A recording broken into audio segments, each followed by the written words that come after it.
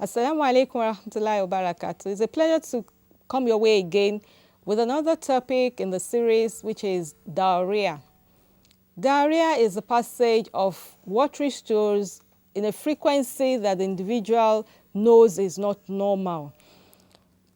The watery stools may just be watery stools, or they may be mucoid, that is, have some mucus in it, or sometimes have some blood.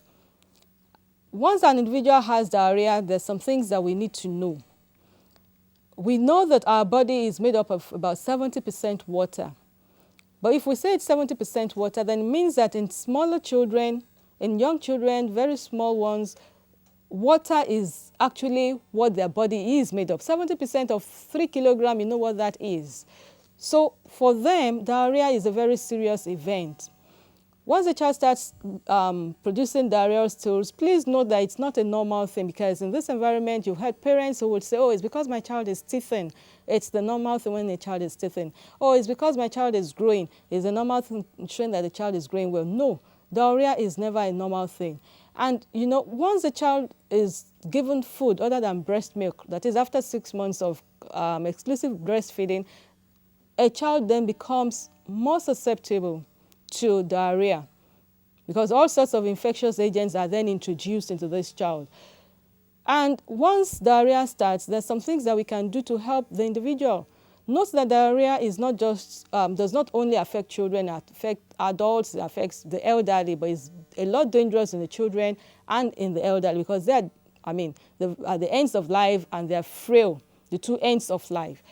Once an individual has diarrhea, you can help that individual by replacing the fluids as frequent as is being lost. The salt sugar solution is a common thing that we can do. 1 teaspoon of salt and 5 cubes of sugar, or 1 teaspoon of salt and 10 teaspoons of sugar, Coca-Cola bottles full of water. You give the individual at a frequent rate so that you are replacing as fast as the individual is losing. If you then find that the condition is getting worse, then the next place to go is the hospital. You do not stay at home and say, oh, it's because my child is teething.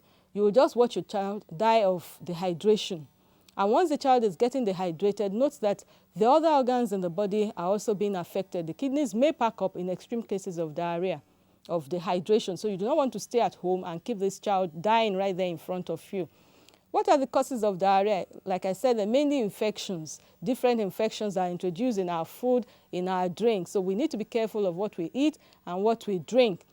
You go out to a party, if you're not sure of the source of the food, please refrain. The vegetable salad may have been contaminated, the ice cream may have been contaminated, you need to refrain. And when you're feeding your children, this is why we say you should not but to feed children, it's better to breastfeed. It's actually one of the advantages of exclusive breastfeeding, for you not to introduce infections into your child. And like I said earlier, you must continue feeding the child. Apart from giving a salt sugar solution, you could also give coconut milk. You could as well give rice water when you cook rice, and then the water from it can also be used as a replacement fluid in the home. So, and once you are doing this and you are also continuing to feed the child, if you realize that, oh, this child is becoming flaccid because they are losing a lot of chemicals, not just the fluid. The child is also losing chemicals, and some of them, there's a derangement in the chemicals in the bloodstream. It may actually lead to death. You don't want that to happen. You don't want your child to become flaccid, or your elderly ones to become frail, even frailer, before you take them to hospital. May Allah subhanahu wa ta'ala continue to protect us. Please let us know that diarrhea is in no way an indication of good health, is in no way an indication of teething or anything like that. It is not normal in any way, and it should be properly addressed. Assalamu alaikum wa rahmatullahi wa barakatuh.